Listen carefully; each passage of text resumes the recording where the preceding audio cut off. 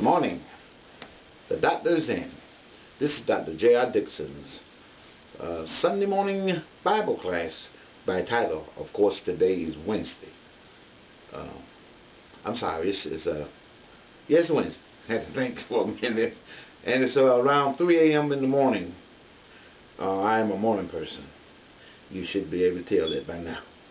I'm glad to be here. Let me take the glasses off. I don't want to keep people through them.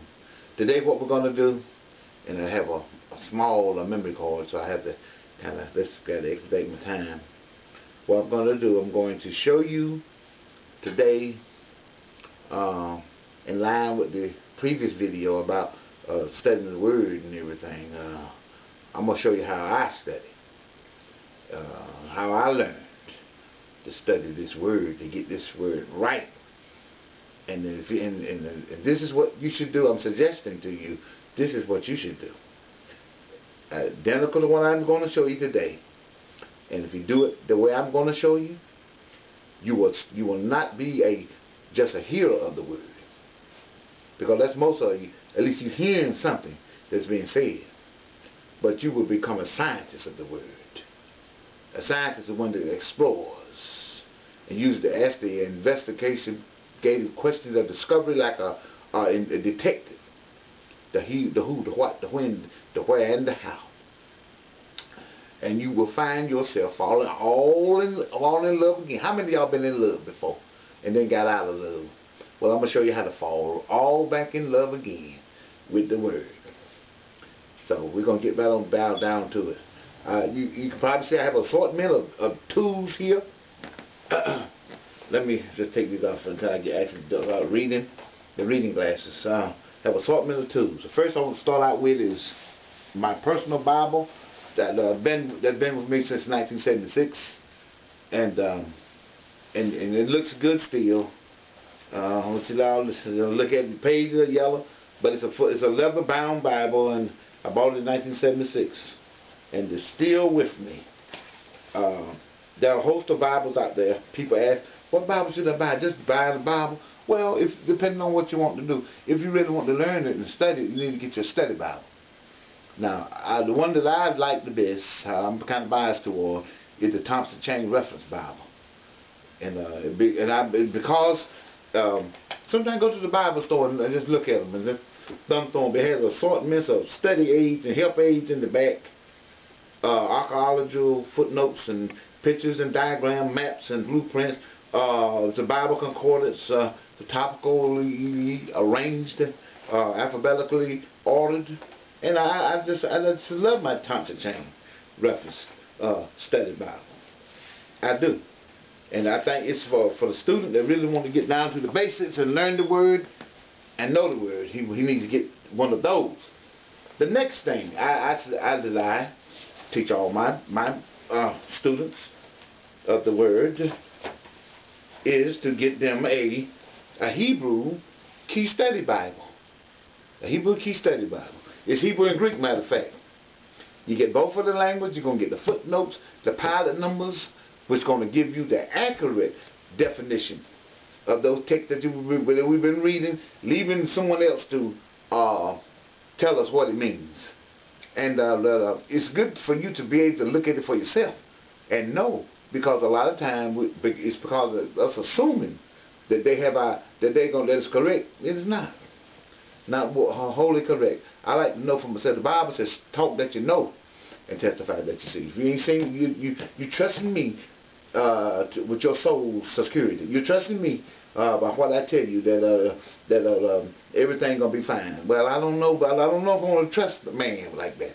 But I like to check it out for myself. It don't mean that he's wrong. But I'm just an adherent to talk that you know and testify that you see, not what you hear. Next thing I suggest to people is to get them a Vine's Complete Expository Dictionary of Old and New Testament words. The Vine's it's the complete expository. Expository means that it's going to explore and expose different examples, and going to include all of the majority of variations that it could come. Say possibilities or in applications of the word. You need to get you one of those as well. I also suggest to my students they get them an Amplified Bible.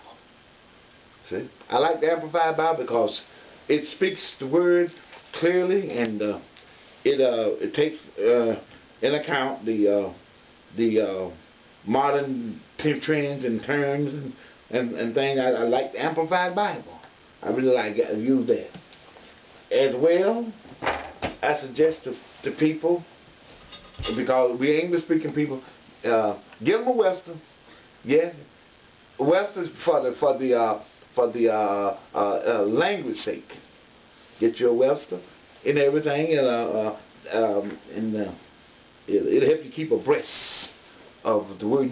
Then you can compare and see the changes from the past to now, because words get lost, words die, or over time meanings change. So this kind of helps. It does. What it'll do for you, it'll give you a broader understanding, sense of the word, and appreciation of the tenses and the types and the words that have been used. Now, let me get my coffee. It's early, y'all. Good. Very good. Now what we're going to do is get on down to the business at hand. Now, before I put my glasses on, let me explain this to you. I'm going to give y'all a little taste of what I teach and how I teach today. And if after I give you this presentation, just remember now, this is not going to be exhaustive. This is just a intro. I'm just going to give you a basic framework of how I teach. Like I told you, I am unorthodox. Even though I knocked my head against the wisdom post of the traditional schools, I took it to a step further. I mean, something in me just makes, I just got to know. The knowing, the wanting to know, is this all there is to it? That question in my spirit caused me to do independent study and research. Independent, on my own time. Didn't get no grades for that. This is personal with me. And I'm going to teach you, and I want to hope that I can convey the same spirit over to you. That you, again, will start to study the word anew, afresh. Stop giving folk old moldy bread. You know you wouldn't eat no old moldy bread. Been laying out on your table in the temperature, the warmth of the kitchen, and the moldy. You wouldn't eat it. So, well, same thing about the scripture. Let us search the scriptures and come up fresh with the word. So I want to tell you, first of all, like I told you, I do have an unorthodox way of teaching. You probably won't find anyone. There may be, I'm sure there is somewhere, but so far I haven't found anyone that do it the way I do it. I mean, I have my own unique brand of doing it. And we probably will arrive at the same destination, but I know. That's the difference in the preachers. I know that after you go through my course, the way I teach it, you will come out with a broader, much more broader understanding of the word, and you will be able to ignite it. So I will teach you how to make that word, how to ignite the word. See, through the power of the resurrection. Ignite it, and it'll come alive. You got to make it come alive for yourself first. Then you can make alive others. That's what Christ meant to Peter when he told him. He said, Peter, Satan desired to sift you as wheat, but I prayed for you. And that your faith fail thee not. And when thou art converted, then go strengthen your brother. Well, after you go through this, the teaching of mine, you will be able to strengthen others, because you're going to get strong yourself. Okay. Now, here it is. When we start Bible lesson, as I told you previously, I started in the Old Testament. But I didn't tell you where I started in the Old Testament. I told you the Old Testament contains what the New Testament explains. It does. And I ask you to regurgitate and think on and reflect on that statement I just made. The Old Testament contains what the New Testament explains. Okay. Now here's where I start in the Old Testament. Yes, I start with the book of Genesis. Start with the book of Genesis. Matter of fact, we still stuck in the book of Genesis. Been in the book of Genesis about 3 or 4 months. That's right. Ain't nowhere near halfway yet. Why do I start in the book of Genesis? Because the book of Genesis is the book of the beginnings. See, it is the beginning of knowledge. See, you got to look. You got to see. I'm gonna train your brain. You got to get the beginning of knowledge, which are the foundations. Genesis is the foundational book in the Bible. It is the door. See, it is the door. It's the first book you're gonna arrive to. See, the book of Genesis. It comes from the root word genes. The book of the beginning. Genes are the building blocks of life. See, that's what the word gene. Genesis, G-E-N-E. Then the I-S is the science of it. See, the science, the thoughts, the reflections of the genes. Genesis is the foundational building blocks of our existence. It contains the beginning of everything. That's why you're going to be in a long time. The beginning, I'm going to broaden your understanding. No, don't be in no hurry when you get in the book of Genesis. Explore it and walk down the halls of its museums and its laboratories. See, and you're going to come out much more equipped. Genesis, as I stated, is the building blocks of knowledge. In the book of Genesis, you had the beginnings of everything. Anything you can think of began in Genesis. Truth. Anything. You cannot come up with any thought that did not have an origin in Genesis. Now, I won't know. I'm not telling you you're going to be particularly word for word, a definite explain. No. But you will see the hints of it. See. That's why I'm going to train your senses so you can get the hint. So you can get the hint of something. You say, oh yeah. So you can get the very smell of it. See, train these 5 senses that we've been using all our life. Our sight, our hearing, our taste, our touch, and our smell. I'm going to help you exercise all 5 of them. You will use them in this research in Genesis. So you'll be able to get just the very scent of the word. The hints going to start leaping at you. After this, stuff going to come to you, some thoughts going to come to you. I'm going to help you stimulate your consciousness. See, we haven't been taught that stuff. The term that I use, folks, we've been, unfortunately, to our demise and loss. We've been taught to react in a negative way. When somebody talks to you about consciousness, you say, oh, no, there they go talking about their heathen stuff. No, it ain't. Man, come on. Consciousness means that you're woke. That's all. Don't read no other meaning into it. Don't you let no one else interpretate. That's why I told you get a Webster. You know? Get a Webster. So the stuff these folk be reading into your consciousness, you got to get rid of all that stuff first. And come with an objective mind. That's objectivity. See? When you come with an objective mind, then you can be held. And that's all I'm trying to do. I'm just trying to I need to read glasses, but God knows sometimes these things, I don't know, I might need to get me another pair. I'm trying to find the word. Oh my. I like to read this. Anyway. Where is it? I don't have time to mess with that. But like I told you before, consciousness is it's just being awoke. That's what conscious. Unconscious means you're not awoke. That's a simple generic meaning of it. Subconscious means that it's below consciousness. It's somewhere below it. The root word sub tell you that go down deeper, go down deeper. So my subconscious is it's deeper than my conscious. See? It doesn't operate with my 5 senses. That's the only difference. It detaches me from what I see. That's why when you sleep and you dream, it's your subconscious mind. See? I mean, it's part of you, so you might as well explore it and understand it. God the one made it. There's nothing bad about that. So I want to awaken your consciousness. I think my bio on the YouTube site tells you about Reverend Dixon preaching it on the dynamic and unique way to awaken the consciousness. I want to wake your consciousness.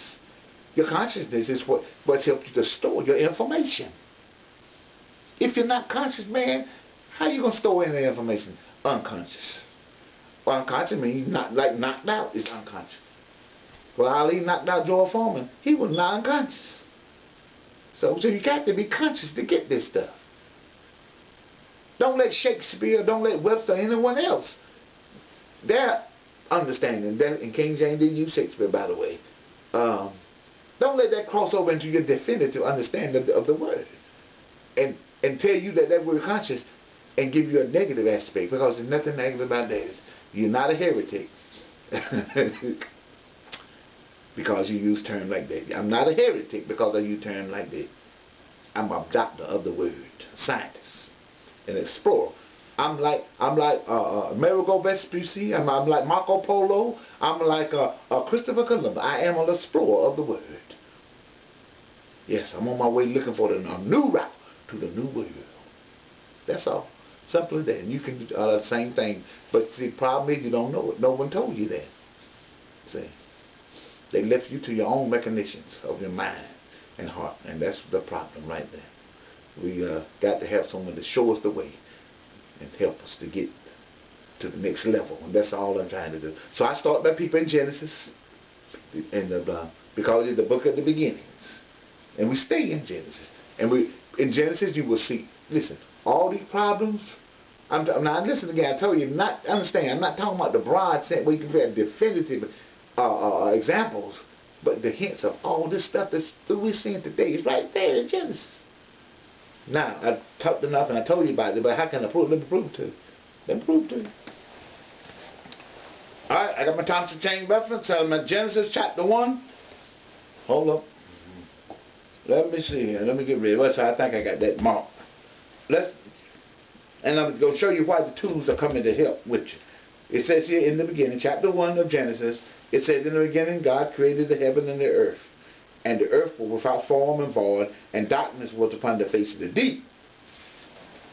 Now, that's my chain reference, King James Bible.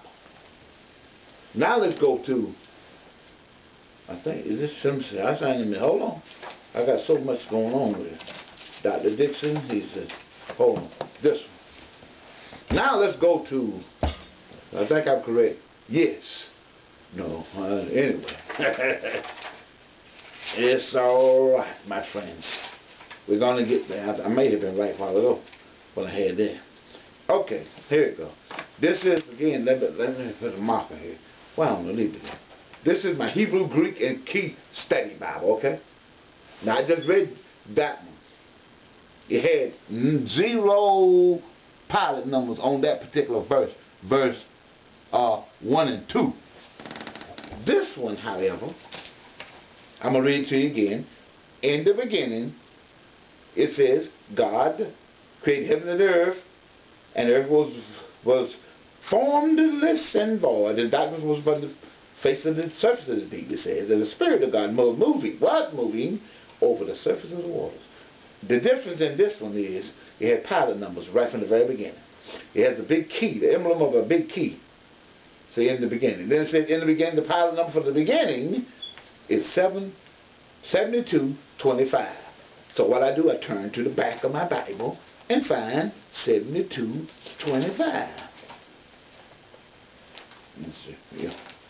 7225. Let's see what it says. It's going to be Hebrew and Greek, y'all. 7225. I get there. I should have preset this for time. 7225 right here. 7225.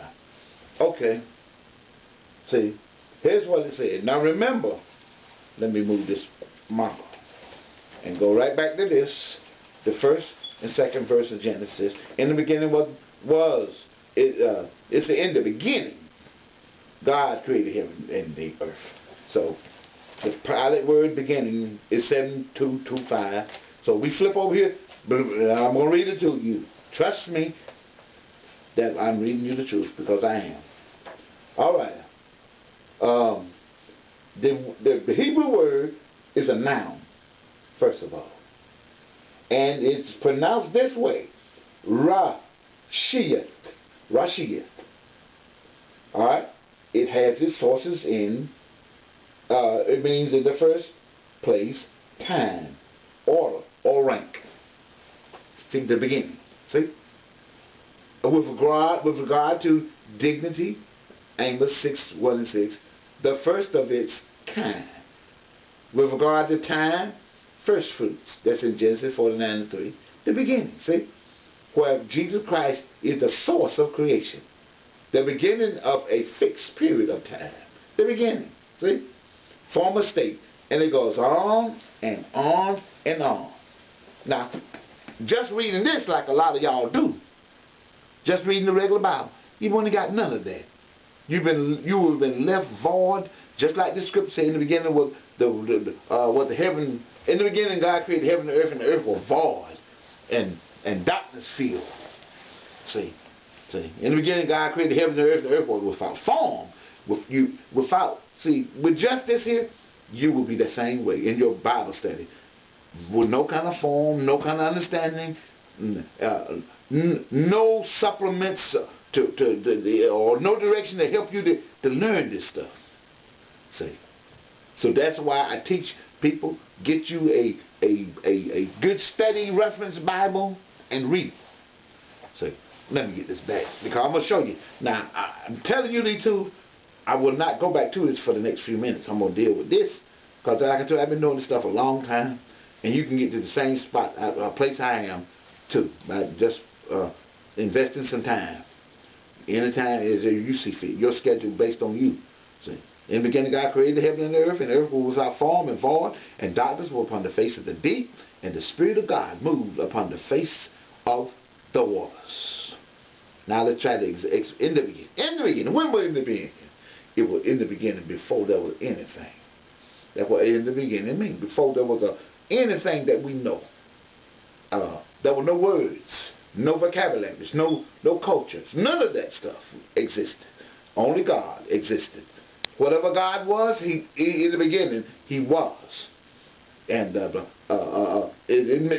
why does that mean that He's gone? It means that in this sense, it means that He is. See, it was, is. God is. See. And He always has been. He does not have to therefore have to submit to what Webster kind of definitions of was and time and are. Because all we know that God. Before there was anything, God was. See? In the beginning. That's why the third word says in the beginning, God. What is God? The supreme consciousness, the supreme mind, the supreme motivator, originator of everything. And what does God do? He creates. See? Understand with that first verse? He creates. That's what God does. The Elohim in His spirit. The sovereign creative force. In the beginning, He created the heavens and the earth. See? He makes the destinations of everything. See, He creates that to be inhibited. He have a purpose in mind of everything that He do because He's under His supreme knowledge and understanding. And this earth was, verse 2, was without form and void. No engineer can make anything without form. Anything we make must have form. It must have a form first, of some form or other. But that is because we are locked in by the elemental five senses and the elemental time frame. See, we move in time. We are parts of time. We are accountable, and therefore we have an end. But this right here in the beginning, there was no. Where was the beginning? We don't know. Which is beyond our five senses, our thoughts. It's beyond our consciousness. That's God. When you're beyond all those things. Well, God was beyond all of those things. And the Spirit of God moved upon the face of the water. God said, let there be light. And there was light. See, the first thing God does before He does anything else. See, and that had to do with the awakening of our consciousness. He brings light. Light wakes us up. Light is the first call to consciousness. See, God that takes the earthly elements of the 5 or 7 days of the week, and we take this stuff for granted. At a certain time, fixed it, which God fixed, And it doesn't repeat itself over and over again. It's automatic. It doesn't have, there was no intervention of Elohim's part or our part or even God's part. It reoccurs over and over again. At the breaking of dawn, our body, our system automatically wake up, see, because of the arising of sun. The sun coming, the light. Light always means consciousness, see.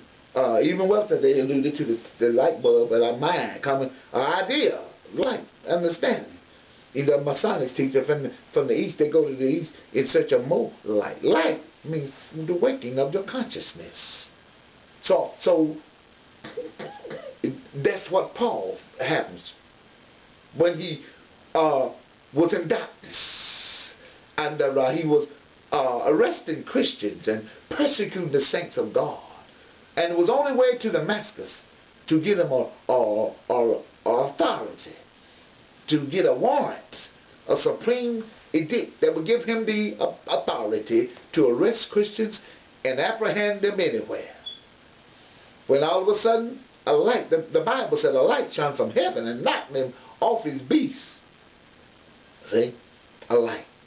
And when Paul arose from that light, guess what? He was blind. See? A lot of us are blind and don't even know it. You're unconscious and don't even know it. You don't have no idea what this word is really is capable of doing and does and don't even know it. You take this word as for granted, see, but it is a power source. It's almost like nuclear fission, and you don't even know it. It's almost like plutonium, and you don't even know it. This word here ignites life. He said, man can't live by bread alone, but by every word that proceeded. See, in the beginning, God, it proceeded out of God's spoke word. See, the power words that come from God. And that same power, it gets in the gospel when a preacher preach. He taps into that nuclear fission of the word. And it started an atomic reaction. Oh, I felt that. Whew, God Almighty. And that's what, when you start this word and understand the nature of this word, you become a nuclear, a product of a nuclear fission, fusion, and you can impart blessings. Oh, you can impart healings, miracles. Oh, God help me in here. See, I feel it right by myself. Ain't nobody in here but me. Oh my God, because this thing is real. See, that's how folk get healed. It's the impartation of that nuclear power, that supreme power that was in the beginning. In the beginning. And it creates. It creates